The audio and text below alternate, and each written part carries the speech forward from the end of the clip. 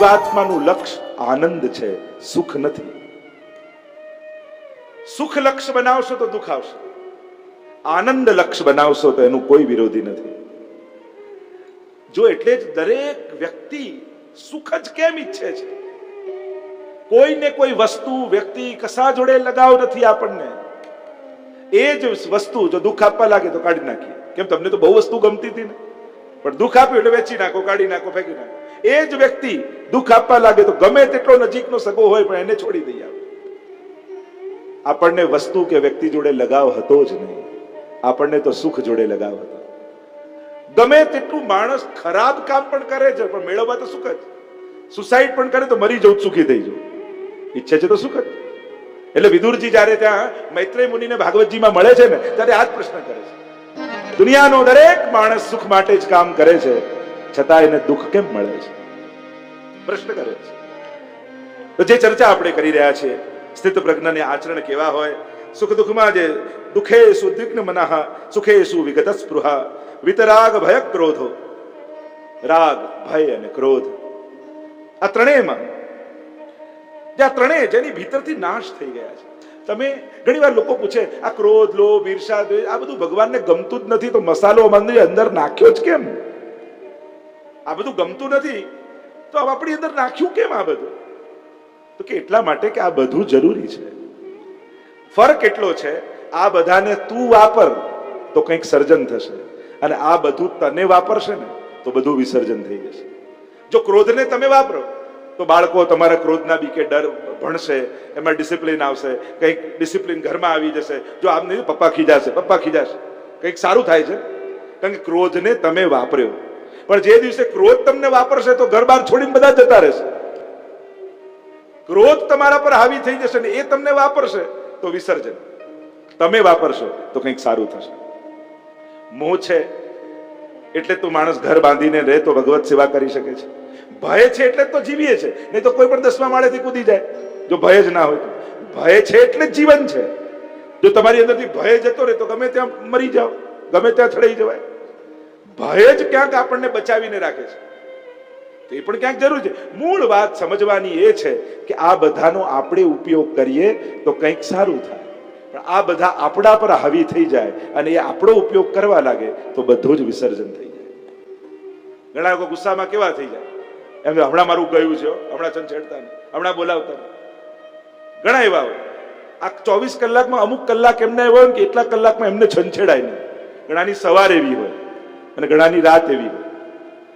ઘણા સવારે એવા ગુસ્સામાં ભરતા હોય, ઘણા ઓફિસેથી આવીને દુકાનેથી એવા ગુસ્સામાં. અને ઘરના લોકો કે આ બધું અમને આમ બોલો છો, દુકાનમાં તો નથી, ઓફિસમાં તો બધા જોડે મીઠું મીઠું સારું બોલતા હો છો. અરે ત્યાં તો સારું જ બોલવું પડે ને, ત્યાં ક્યાં આત્મીયજનો છે? અહીંયા ઘરના લોકો છે, પોતાના છે, એટલે જેવા છીએ એવું બોલવામાં વાંધો નહીં. બહારના હોય એની જોડે થોડી આવું બોલી શકાય. લોકો ભલે ઘરના લોકો ફરિયાદ કરતા હોય કે અહીંયા આવું કડવા, અહીંયા આમ સીધું બોલો, ત્યાં બહાર કેવા મીઠા થઈને. તે બહારના છે, બહારના છે એટલે ત્યાં સારા થવાનું નાટક કરવું પડે. અહીંયા પોતાના છે એટલે કોઈ નાટક કરવાની જરૂર નથી. ઘરમાં કોઈ એવું હોય કે તમારું દાંપત્ય જીવન સરસ હોય એટલે તમે રોજ આમ કરો, આવો નાથ ઓફિસેથી આવી ગયા, તમારા માટે ભોજનની બધી તૈયારીઓ છે, બિરાજમાન થાવ. આપણે તેમ કે જમી લો ને હમણાં ઠંડુ થઈ જશે પછી ગરમ નહીં કરવું. ઘરે તો આવું જ હોય ને. ત્યાં કોઈ આમ આદર આપીને આજે સ્વાગત થાય. અને જો આવું બોલે તો પેલાને શંકા થાય કે આજે કંઈક મોટું થવાનું છે. આવું બોલે ના થાઓ પધારો એટલે પેલો ભડકે કે આજે કંઈક મોટું થવાનું છે. તો જ્યાં દંભની જરૂર ક્યાં ન હોય, જ્યાં ઘરના લોકો હોય. એટલે ઘરના લોકોએ ફરિયાદ નહીં કરવી, આ આવા છે એટલે એવા અહીંયા દંભ નથી કરતા એટલે આવા છે. નાટક કરવાની તો માણસને પરાયા લોકો જોડે જરૂર પડે, કે ત્યાં કામ કઢાવવાનું હોય, ત્યાં ફાયદો વિચારવાનું હોય. અહીંયા તો પોતાના જ છે એટલે જેવા જેવા વ્યક્ત થઈ જાય માણસ. તો સ્થિત પ્રજ્ઞ કેવા છે, જે આપણે ત્યાં અનેક અનેક ભગવદીઓની વાર્તા, પદ્મનાભદાસજીની કેવી વાર્તા આવે છે. એવા સંજોગો થઈ ગયા કે ભોજનમાં 2 ટંક ઠાકોરજીને કઈ ધરવાનું ન રહ્યું. એવા નિષ્ફળ. દામોદાસ સંબલવાળાની વાર્તામાં ઠાકોરજી પરીક્ષા કરવા આવ્યા, સોના મોરની પોટલી લઈને આવ્યા. એમને કહ્યું કે મારા ચાકરને બહુ જરૂર, મારું તો ઠાકોરજી ચલાવે, એને આપો. ચાકર પાસે ગયા કે મારું તો મારો માલિક બધું પૂરું કરે છે, એને આપો. આમ મોકલે, પેલા ત્યાં મોકલે, આ ત્યાં મોકલે. ઠાકોરજી સમજી ગયા તો પરમ સ્થિત પ્રજ્ઞ વૈરાગી છે, એને ક્યાંય કોઈની લાલસા નથી. અને જેને આસક્તિ ન હોય એને સ્વીકારવામાં વાંધો ન હોય. આપણે કોઈ વિરોધ થોડી છે. ધાર્મિક થવું એટલે ગરીબ જ થવું એવું જરૂરી થોડી છે. ગરીબાઈ અને ધાર્મિકતાને કોઈ તાલમેલ નથી. લોકો એમ સમજે કે ના, ગરીબ થઈ જવું એ જ ધાર્મિકતા, સુખી રહેવું. ના ના, આપણે ત્યાં ભાગવતજીમાં જેટલા ભક્તોની કથા આવે છે ને, સુદામાને છોડીને બાકી બધા રાજા મહારાજાઓ જ હતા. રાજા મહારાજાઓની જ કથા. સુખી થવું, જે ગરીબો એ બધા આદર્શ ભક્તો હોય એમ, એને રાગ દ્વેષ. હું તો હંમેશા એમ માનું કે દુખી થઈ બીજાની ઈર્ષા કરવા કરતા સુખી થઈને બીજાને મદદ કરવી સારી. આપણે કાંઈ ના હોય બીજાની ઈર્ષા જ કર્યા કરીએ, ઈર્ષા જ એના કરતા સમર્થ બનીને બીજાની મદદ ન કરી. એટલે ક્યારે પણ સુખી વ્યક્તિની ઈર્ષા નહીં કરી. હંમેશા ગીતાજી જેને સાંભળ્યા હોય એને તો એને વંદન કરવા કે આણે ઘણા પુણ્યો કર્યા છે, એના પુણ્યોને ભોગવે છે. કમથી કહ્યું છે મારા કરતા એના પુણ્યો તો વધારે છે. પૈસા વધારે છે એમ કરશો તો ઈર્ષા આવશે, પુણ્યો વધારે છે એવું વિચારશો તો આદર જાગશે.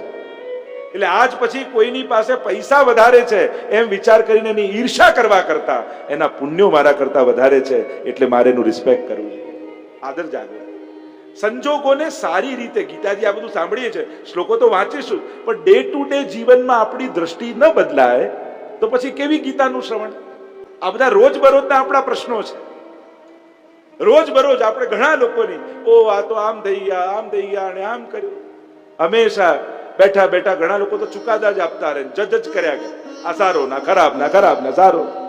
કોણે તમને જજ બનાવ્યા? પોતાનું જજ કરો, પોતાને જજ કરો. મારે મારા જીવનમાં શું પરિવર્તન લાવવું જોઈએ જેથી મારી ભીતર ઈર્ષા જતી રહે, રાગ દ્વેષ જતા રહે, ક્રોધ જતો રહે. ચિંતન તો પોતાનું કરવાનું. ઉત્તમ વિચાર સાથે જીવવું એ જ સફળ જીવનની ચાવી છે. તમારું જીવન સારું ગયું, એમ કે 80 વર્ષ જીવ્યા સારું ગયું એટલે એમાં કે આપણા 50 વર્ષ બહુ સુખમાં ગયા, 30 વર્ષ નબળા, તો આપણે એમ કહીએ સરેરાશ જીવન સારું છે. અને જો સુખની વાત, સુખના સાધનો પણ જીવનમાં કયા અવસ્થામાં મળે એ બહુ મહત્વના છે. હવે તમે 80 વર્ષના થઈ ગયા અને તમે જીવનમાં આશા રાખી હતી બાળપણમાં એક મર્સિડીઝ કાર લેવી છે અને 80મા વર્ષે તમારા દીકરાએ તમને ગિફ્ટ આપી, આપણે કે બેટા રાખ, હવે તો ક્યાંય જવાય એવું નથી, તો પછી મર્સિડીઝ શું કામ? એ યુવાનીમાં આવે તો કાજો. સુખ પણ જીવનની કઈ અવસ્થામાં આવે તો સુખ લાગે.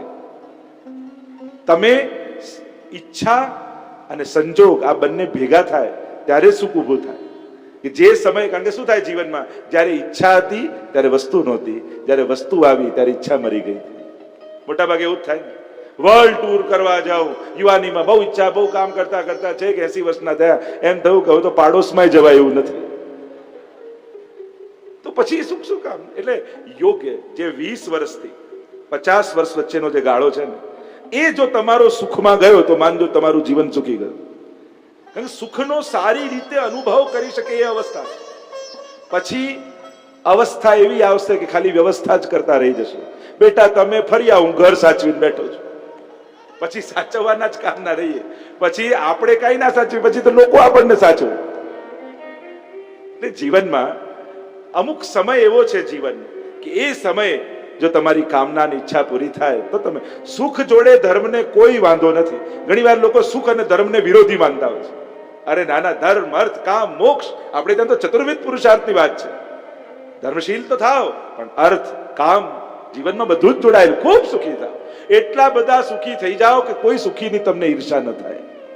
તમે પ્રભુને પણ કહી શકો, બે હાથ જોડી, પ્રભુ મને ઘણું આપ્યું, હવે બાજુવાળાને આપ, હવે મારા ભાઈને સુખી કર, હવે પેલા વ્યક્તિને સુખી કર. એમ તમે બીજાના સુખી થવાની દુઆ કરી શકો એવા સુખી થાવ. પણ એક વસ્તુ યાદ રાખો, સુખી થવું એ સંજોગોથી નથી હોતું, એ સમજણથી હોય છે. જો સંજોગોથી જ ખાલી થતું હોત તો દુનિયામાં ઘણા સુખી થઈ ગયા હોત. એક કન્યા પરણીને આવી, પતિ પાસે આવી પત્ની અને કહેવા લાગી, પતિ મને સુખી કરશો? પતિએ કહ્યું, જો તને સારામાં સારી ગાડી લાવી આપીશ, સારામાં સારું ઘર બાંધી આપીશ, દાગીના, સારામાં સારા કપડા લાવી આપીશ, પણ સુખી થતા જો તને ન આવડ્યું તો તારા સિવાય તને બીજું કોઈ સુખી નહીં કરી શકે. અને ઘણા લોકોને એવાને જોઈએ ને, આપણે બધું જ ભગવાને આપ્યું, છેલ્લે સ્વભાવથી દુઃખી થતા હોય. એને દિવસમાં 1-2 ઝઘડા ન થાય તો મજા જ ના આવે. જો સંજોગો દુઃખી કરે તો સમજમાં આવે, પણ પ્લીઝ સ્વભાવથી દુઃખી ન થતા, કારણ કે આ તો પોતાનો જ પગ કુલાડીમાં મારવા જેવો છે. જો બધા જ સંજોગો અનુકૂળ છે છતાંય દુઃખ છે તો વિચારજો કે હવે મારે મારી અંદર કંઈક કામ કરવા જેવું છે, મારે મારી જાતને પરિવર્તિત કરવાની. હું કેમ સારા સંજોગોમાં પણ દુઃખી છું? એ જાતને પ્રશ્ન કરો, સમાધાન શોધો. મારી કઈ કઈ વસ્તુમાં મને ઉદ્વેગ થાય, દુઃખ થાય, મારે એનું સોલ્યુશન શોધવું છે અને તાત્કાલિક સોલ્યુશન ગોતો. યુવાનના એક દિવસ કરતા વૃદ્ધનો એક દિવસ વધારે મોંઘો છે, કારણ કે એની પાસે દિવસ ઓછા છે, પેલાની પાસે વધારે છે. જે ઓછું હોય એની કિંમત વધારે હોય. અને એટલા માટે જ્યારે આપણે 60-70 ક્રોસ કરી ગયા હોય પાછી તો આપણા માટે એક એક દિવસ બહુ મહત્વના છે.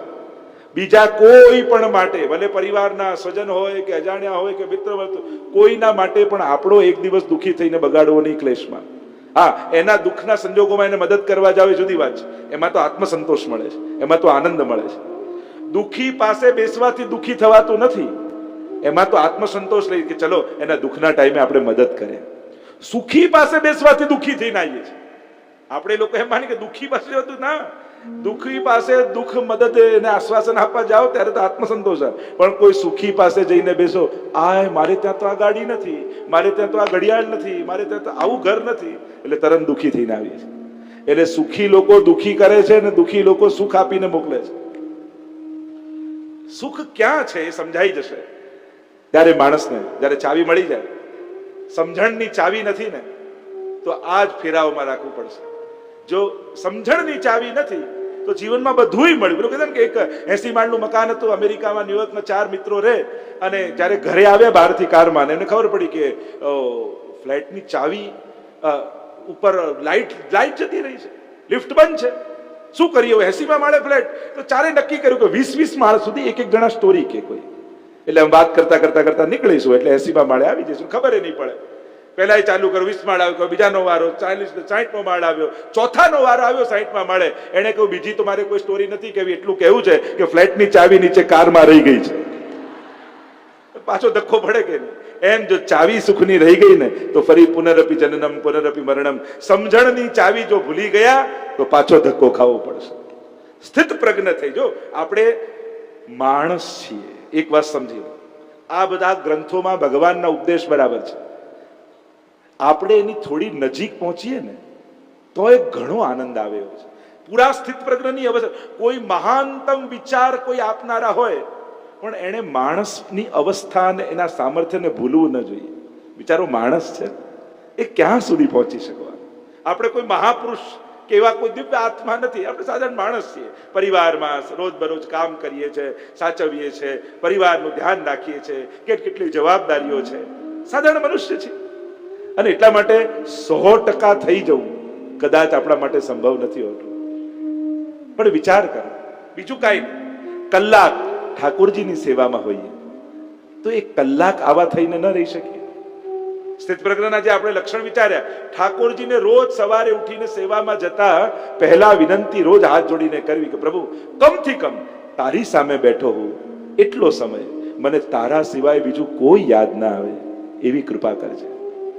હું એક ભક્ત બનીને રહું. એટલે જીવનના 2-3 પાસા આપણે જોઈએ છે ને. આપણા એક જ દિવસમાં કેટલી લાઈફના જુદા જુદા, આપણે 1 કલાક ઠાકોરજી સામે હોઈએ ત્યારે કેવા હોઈએ, અને પછી સેવામાંથી બહાર જઈએ ત્યારે કેવા આપણે હોઈએ. એ જ વ્યક્તિત્વ કેવું જુદું આપણને લાગે. એ જ વ્યક્તિ કલાક કેવો સારો હોય છે પ્રભુ આગળ, અને એ જયારે સંસારમાં જાય ત્યારે કેવો થઈ જાય છે, કેવા રૂપ બદલાઈ જાય છે માણસ. બસ પ્રભુ આગળ એટલા હોઈએ ત્યારે આ સ્થિત પ્રજ્ઞના લક્ષણ ધારણ કરી અને એમ પ્રભુ અનેક પ્રકારથી સમજાવતા 59માં શ્લોકમાં સુંદર રીતે સમજાવતા ભગવાન કહે, ભગવાન સમજાવે છે કે વિષયા વિનિવર્તન્તે નિરાહારસ્ય દેહિનામ. ઘણીવાર જેમ આપણે ગીતાજીમાં સાંભળ્યું, અનાસક્ત થઈ જવું, ઇન્દ્રિયોની લાલસા ન રાખવી, તો એમ ઘણીવાર આપણા શરીરને વિષયોથી દૂર કરી શકીએ પણ શરીરની ભીતર રહેલી કામનાઓને ન છોડી શકીએ, એની આસક્તિને ન છોડી શકીએ. અને એ મનમાં રહે છે જ. તમે વસ્તુઓનો ત્યાગ કરી શકો પણ મનમાંથી એ વસ્તુની આસક્તિને કાઢવી એ ઘણી કઠિન છે. પણ સ્થિત પ્રજ્ઞ એ છે જેણે મનમાંથી એ આસક્તિને કાઢી દીધી છે, જેને આકર્ષણ જ સમાપ્ત થઈ ગયા છે. એને કઈ વસ્તુ લલચાવી શકવાની? તમને કાંઈ જોઈતું જ ન હોય, જેમ સુખદેવજીને કહીએ અનુપેતમ અપેત કૃત્યમ, જેને કાંઈ પામવાની ઈચ્છા જ નથી, અને ઈચ્છા જ નથી, એને કઈ વસ્તુથી લલચાવી શકાય? આપણે બીજા લોકોનું વાંક કાઢીએ કે એણે મને ગુસ્સો અપાવ્યો, એણે મને લાલચ અપાવ્યો, એણે મને આ કર્યું. એણે કરાવ્યું ક્યારે? જ્યારે આપણી ભીતર હતું ત્યારે ને. યદુનાથજી નહોતા કહેતા કે કોફીનો મગ લઈને જાઓ અને ઢોળાય, તો અંદર કોફી હતી ત્યારે ઢોળાય ને, પણ એ કોફી જ ના હોય તો કઈ ઢોળાય? અહીંયા તો આ વાસણને માંજીને એવું ચોખ્ખું કરી નાખ્યું છે કે ગમે તેટલા ઝટકા અને ઠોકર લાગે, અંદર કઈ છે જ નહીં તો ઢોળાવાનું છે. પોતાને નિરાહાર અનાસક્ત કરી દીધા છે સ્થિત પ્રજ્ઞ. મનમાંથી લાલસા સમાપ્ત થઈ ગઈ છે. આપણે વસ્તુઓથી ભાગવા નીકળ્યું. જેમ સામે પેંડો હોય, તમને ખાવાની ઈચ્છા થઈ તો વાંક પેંડાનો કે જીભનો? પેંડાનો ને, નહીં? તો આપણે બધા તો પેંડાનો વાંક કાઢી છે. આને કારણે આવું, પેલાને કારણે આવું, આનાથી ભાગી જવું, પેલાનાથી ભાગી જવું. અરે પેંડાથી ભાગીશ પણ જીભ તો જોડે જશે ને, જેને ખાવાની ઈચ્છા છે. જ્યાં જઈશ એ જીભ પેંડાને શોધતી જ રહેશે, અને જ્યાં સુધી એને મળી નહીં જાય ત્યાં સુધી તને શાંતિ નહીં લેવા દે. સ્થિત પ્રજ્ઞ તો એ છે જેણે પોતાની કામનાઓને સમાપ્ત કરી દીધી છે. જેને પોતાનાથી તૃપ્તિ મળી જાય ને, એને બીજે કોઈ વસ્તુ આકર્ષિત કરી શકતા નથી. આપણે આપણાથી તૃપ્ત અને સંતુષ્ટ નથી, એટલે વસ્તુઓ મેળવીને તૃપ્ત થવાનો પ્રયાસ કરીએ છીએ. વ્યક્તિ વિષયોથી તૃપ્ત થવાનો પ્રયાસ કરી, કારણ આપણને આત્માનો આસ્વાદ નથી આવે. ભગવદીઓ, મહાપુરુષો અનેક અનેક પ્રસંગોમાં, નારાયણદાસની વાર્તામાં આવે, રોજ રત્નો નીકળતા, સુઈ જતા ને તો ત્યારે કહેતા ભત્રીજીને બોલાવીને, કાં તો બગાડ છે અને બહાર કાઢ. કુંભનદાસની વાર્તા જુઓ, રાજા માનસિંહ સોનાની આરસી લઈને આપવા માટે આવ્યા. કુંભનદાસ, તમે શું માંગો એ આપી દઉં. પણ ભક્તોની નિષ્કંચનતા એના કર્મોના પરિણામ રૂપે નથી હોતી, એની પસંદગી હોય છે. એને ચૂઝ કરેલું હોય છે કે મારા જીવનમાં મારે એવું કાંઈ નથી જોઈતું જેથી ભગવાનથી હટીને મારું ધ્યાન એના તરફ જાય. એટલે ભગવદીઓના જીવનમાં જ્યારે તમે નિષ્કંચનતા જુઓ ત્યારે એમ ન વિચારતા કે આમના કોઈ પાપ હતા કે આવ્યું છે. એમના પાપ નથી, એમની પસંદગી છે. ઘણી એવી તકો મળી છે કે આ બધું હટી જાય, બધું જતું રહે, પણ એમણે પસંદ એક વસ્તુ કર્યું કે જેનાથી મન ભગવાન સિવાય બીજે ક્યાંય ન જાય. માનસિંહ કહેવા લાગે, તમારો વર્ષનો ભંડાર ભરાવી દઉં, સોનાની આરસી તમને આપી દઉં. કુંભનદાસ કહે, પછી આરસીને સાચવવામાં મન શ્રીનાથજીથી આરસીમાં જાય એના કરતા ઘરમાં ન હોય એ સારું. મારે જીવનમાં એવું કાંઈ ન જોઈએ જે મારા અને પ્રભુની વચ્ચે આવીને ઊભું રહે. એક ક્ષણવાર માટે પણ શ્રીજીમાંથી ધ્યાન હટીને એનામાં જાય એ મારે પ્રતિબંધ છે. ભોગને પણ પ્રતિબંધ કયો છે આપણે. મહાપ્રભુજી સેવા ફલ ગ્રંથમાં કહ્યું, ઉદ્વેગ, પ્રતિબંધ અને ભોગ, આ બધા સેવા ફલમાં પ્રતિબંધ રૂપ છે. અને હોય એનો વિરોધ નથી, કારણ કે અંદર ભગવાનનો પ્રસાદ માનીને સ્વીકારો છો ને, તો પછી જરૂરી નથી કે સુકાયેલી મઠડી જોઈએ, તો લડ્ડુ આવે તો એને સ્વીકારી લે. પ્રસાદ છે, એને જમવાની બુદ્ધિ નથી, એને પ્રસાદની બુદ્ધિ છે. એટલે શું મળ્યું એની વિચાર નથી, પ્રસાદ મળ્યો એનો સ્વીકાર છે. એમ તમારા જીવનમાં જે કંઈ પણ મળ્યું, ભગવાન સુખ આપીને રાજી છે તો આપણે સુખ સ્વીકારીને રાજી છીએ. એ દુઃખ આપીને રાજી છે, આપણે દુઃખ સ્વીકારીને રાજી છીએ. એનું આપેલું મારા જીવનમાં મળેલો પ્રસાદ છે, અને પ્રસાદ વૈભવ આપીને છે તો એ આપીને સ્વીકાર છે, જેને કશાનો વિરોધ નથી. કારણ વિરોધ પણ આકર્ષણ છે. આ વસ્તુ મારે જોવી નથી, એટલે સૌથી પહેલા આપણે એને જોઈએ, છે તો નહીં ને. હવે જોઈ જ લીધી તો પછી જોવી નથી એ ક્યારે? જે લોકો જે વસ્તુનો વિરોધ કે એનાથી ન જોવાનો આગ્રહ રાખે છે, એ લોકો સૌથી પહેલા એને શોધે છે કે એ તો નથી ને. કારણ કે અમારો આ નહીં જોવાનો સંકલ્પ છે, અને ન જોવાનો સંકલ્પ સૌથી પહેલા એને શોધાવે. તો મૂળ વાત એ છે, તમે એની તરફ ભાગો કે એનાથી દૂર ભાગો, મૂળ વાત છે એનો વિચાર કેન્દ્રમાં છે. એ નજીકતા ભાગવાનો કે દૂર ભાગવાનો, પણ કેન્દ્રમાં તો એ વસ્તુ છે જ ને, એનાથી ભાગવાનું છે, એટલે કેન્દ્રમાં એ છે. અહીંયા સ્થિત પ્રજ્ઞ પોતાના અંતઃકરણમાંથી એ આસક્તિઓને કાઢી, અને કેટલા 84 વસ્તુઓની વાર્તા વાંચો તો આપણા દરેક ભગવદીઓ એ સ્થિત પ્રજ્ઞના લક્ષણ તમને જોવા મળે, પ્રત્યેક ભગવદીમાં. અને આવા જે અનાસક્ત ભાવે, જેનો લેશ માત્ર પણ સંસારમાં જેને આસક્તિ નથી, એ જ. અને એનું સૌથી સિરમોર ઉદાહરણ ગોપીજનો છે ને. ત્યાં દુર્વાસા મુનિનો પ્રસંગ નથી આવતો કે ભગવાન કહે ત્યાં જયારે જતા હોય છે એમ કે જો ભગવાન નિષ્કામ હોય તો સ્વીકાર કરું, અને આ નિરાહારી હોય, ભોજન કરીને આયા અને નિરાહારી હોય તો સ્વીકાર કરું. એની આખી ગોપીઓની કથા આવે છે, જેની ચર્ચા છે. તો અનેકવિધ કથાઓ, કૃષ્ણ વિરહિની ગોપીઓને ગરહી મેં વનકીનો, ઘરમાં રહેતા રહેતા પણ લૌકિક કાર્યો કરતા કરતા પણ એમનું મન ભગવાનમાં છે. બધાને છોડીને જ્યારે ભગવાન વેણુનાદ કરે છે ત્યારે ગોપીઓ રુરુદુહુ સુસ્વરમ રાજન કૃષ્ણ દર્શન લાલસા, એક જ લાલસા છે એમના મનમાં, કૃષ્ણ દર્શનની. બાકી બધા જ લાલસાઓ સમાપ્ત. ગોપીઓ ભગવાન જ્યારે બોલાવે છે ત્યારે ગોપીઓ કહે છે કે પ્રભુ આપ, ભગવાન એમને સ્ત્રીના ધર્મો સમજાવે છે કે સ્ત્રીના પતિની સેવા કરવી એ સ્ત્રીનો ધર્મ છે, રોગી હોય, નિર્ધન હોય, વૃદ્ધ હોય, એમાં જ એનું કલ્યાણ છે. ત્યારે ગોપીઓ કહે છે કે પ્રભુ એક વસ્તુ યાદ રાખો, આપે સ્ત્રીના ધર્મો કયા બધું બરાબર, પણ આપની વેણું સાંભળીને એ જ ક્ષણે સ્ત્રી બુદ્ધિ તો ત્યાં જ સમાપ્ત થઈ ગઈ. અહીંયા કોઈ સ્ત્રી નથી આવી, અહીંયા તો જીવાત્મા પરમાત્માને મળવા માટે આવી છે. એટલે અમને તો આત્માના જ ધર્મો લાગુ પડે છે, અને આત્માનો એક જ ધર્મ છે, યો યદંશ સતમ ભજે, જે જેનો અંશ હોય એને અંશીને ભજવો, એ જ પરમ ધર્મ છે. આમ અનાસક્ત ભાવે જે રહે છે એ સ્થિત પ્રજ્ઞ અનેક પ્રકારની આગળ ચર્ચાઓ કરી છે. 62 અને 63માં શ્લોકમાં સુંદર રીતે પરમાત્મા સમજાવે છે કે જીવ કોઈ એક વિષયનું ચિંતન કરે, જો એક ખોટી વિષયનું, એક કોઈ આસક્તિ મનમાં જાગી કોઈ વિષયમાં અને એનું મન ચિંતન કરવા લાગ્યું, તો એ નાનકડી વસ્તુનું ચિંતન પણ માણસને છેક પતન સુધી લઈ જાય છે, એમ સમજાવતા પરમાત્મા બોલ્યા. 62 અને 63 આખો પ્રભુએ એક સરસ ચાર્ટ દોરીને આપણને આપી દીધો. બુદ્ધિનાશાત પ્રણશ્યતિ, બુદ્ધિનો નાશ થતા મનુષ્યનો સર્વનાશ થઈ જાય છે. એટલે આ કલયુગમાં રક્ષણ કરવા જેવું હોય તો આ બુદ્ધિ છે, વસ્તુઓ કે વ્યક્તિ નહીં. કારણ કે જે દિવસે બુદ્ધિનો નાશ થાય, બુદ્ધિ બગડે છે ને, ત્યારે વસ્તુ અને વ્યક્તિનો તો તમે જ નાશ કરી દો છો. પછી માણસ પોતાનો જ છે, એને પછી જેની બુદ્ધિ બગડે ને એને પછી કોઈ દુશ્મનની જરૂર ન પડે. પછી પોતે જ પોતાનો સૌથી મોટો દુશ્મન બની જાય છે માણસ. શરૂઆત ક્યાંથી થાય છે? સર્વનાશની. ધ્યાયતો વિષયાન પુંસા સંગસ્તેષુ ઉપજાયતે, સંગા સંજાયતે કામઃ, કામાત ક્રોધો વિજાયતે, ક્રોધાત ભવતિ सम्मोह, सम्मोह સ્મૃતિ સ્મૃતિ ભ્રંશાત બુદ્ધિનાશો, બુદ્ધિનાશાત પ્રણશ્યતિ. ધ્યાયતો વિષયાન, એક વિષયનું ધ્યાન. તમારા 24 કલાકમાં તમે સૌથી વધારે કઈ વસ્તુનું ચિંતન કરો છો? માની લેજો એ વસ્તુ કે એ વ્યક્તિનો પ્રભાવ તમારા ઉપર છે. તમને આખો દિવસ પૈસા અને કમાવાનું જ વિચાર આવે છે. ઘણા તો તીર્થમાં જાય ને, નાથદ્વારા જાય ને, અને ભીડ જોઈએ તો વિચાર અહીંયા એક રેસ્ટોરન્ટ ખોલી લઈએ તો બહુ સારી ચાલે હો, ત્યાંય ધંધાનો વિચાર કરી નાખે. મેં જોયા છે ઘણા. જો જે જગ્યાએ જે ઉદ્દેશ્ય સાથે ગયા હો ને, એ ઉદ્દેશ્ય જ્યારે તમારા મનમાંથી હટે છે ને, પછી એ તમારી યાત્રા પણ નકામી થઈ જાય, યા તમારું એ કાર્ય નકામું થઈ જાય છે. ક્યાં કઈ બુદ્ધિ રાખીને જવું? તકલીફ એ છે, દુકાને હોઈએ ત્યારે ઘરનું યાદ કરીએ, ઘરે હોઈએ ત્યારે દુકાનનું યાદ થાય. એમ પણ વર્ક ફ્રોમ હોમ જ્યારેથી થયું ત્યારથી ઓફિસના કામમાં લોકો બધા ઘરના જ કામ કરે ને, ઘરના ટાઈમ પછી ઓફિસના કામ કરે. બધા સુઈ જાય ને પછી શાંતિથી રાતના કામ કરીશ. ઊંધું થઈ ગયું. પણ વર્ક ફ્રોમ હોમ હતું કે વર્ક ફોર હોમ હતું એ તો પછી લોકોએ આગળ નક્કી કરવાનું. લોકો કોરોનામાં શું શીખ્યા?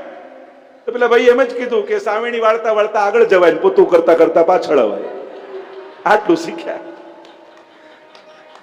આ વર્ક ફોર હોમ થઈ ગયું. પણ સારું જ છે, જે કામો ભાઈઓએ ક્યારે નતા કર્યા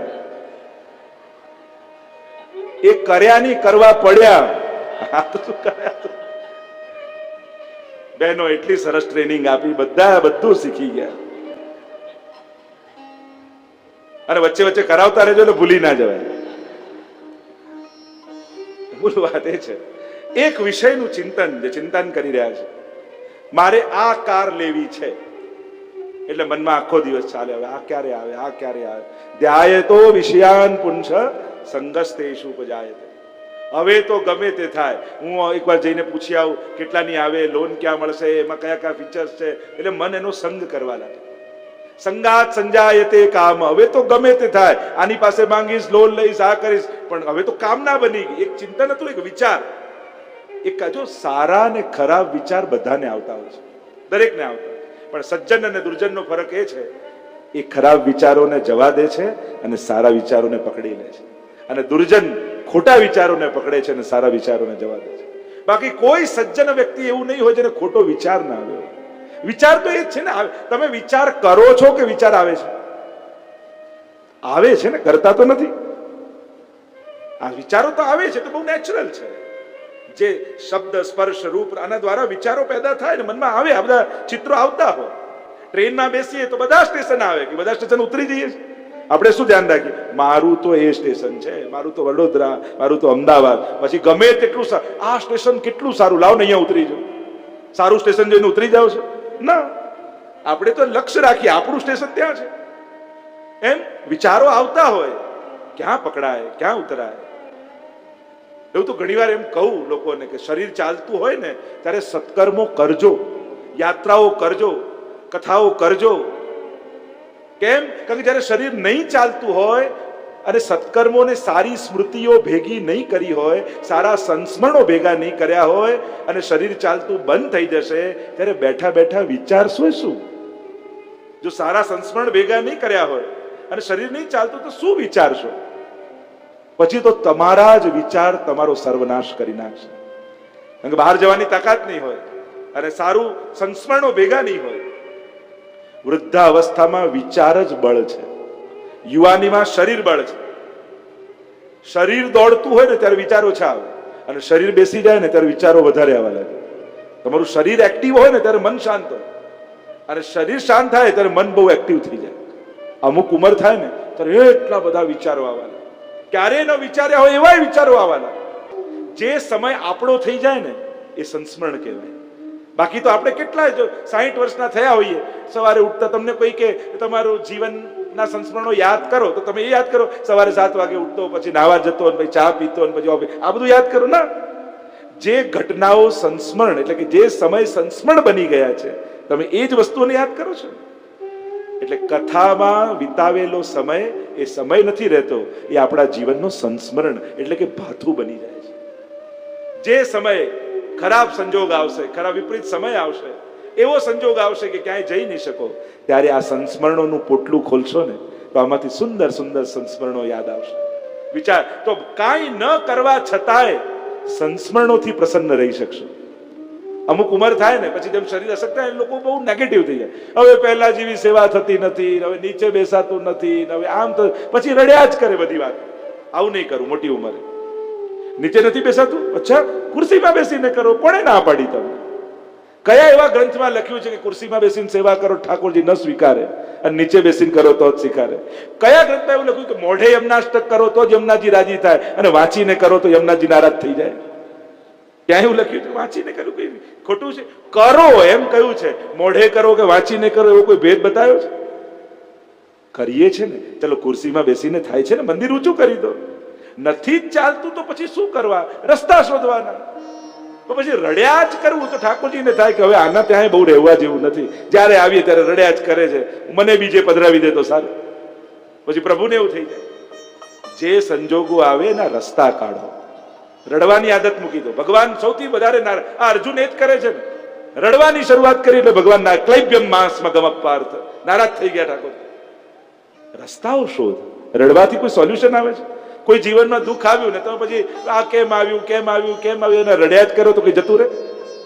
આવ્યું તો હવે કયો રસ્તો શોધવો કે જેનાથી એનાથી પાર થઈ જવાય?